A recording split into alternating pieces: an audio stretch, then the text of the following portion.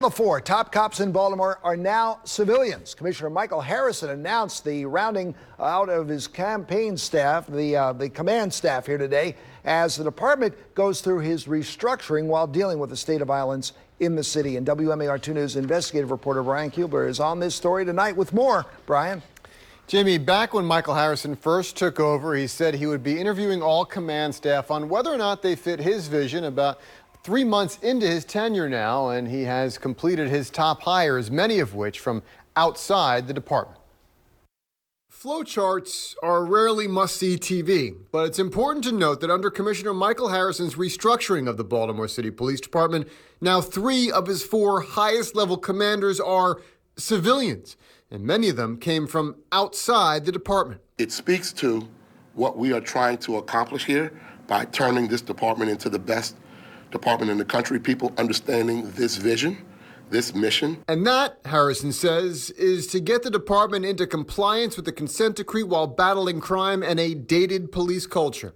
His latest recruits include Michelle Wilson, who will oversee the Public Integrity Bureau or Internal Affairs. Wilson comes from the Attorney General's office in Maryland and was a city prosecutor. I think it is critically important that we have the public's trust and that they know that they can come to us with any complaints, any issues, and that it will be investigated to the fullest extent. Michael Sullivan is a police hire. Harrison says he could have been a big city chief anywhere, but chose to join his team in Baltimore from the Louisville Police Department and will be in charge of operations. What I can tell you is that in spite of it all, what you see here before you represents people who want to be here and who want to be part of the solution. And that solution will have to be as complicated as the problem.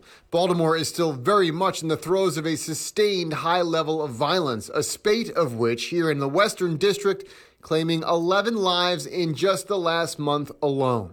Today, Baltimore police say they have upped patrols throughout the Western District with 2 additional sergeants and up to 30 more officers each day. But Harrison says his executive team is now in place, most of which from outside the department and many of them civilian. The commissioner said he relied on national organizations and law enforcement groups to find these candidates.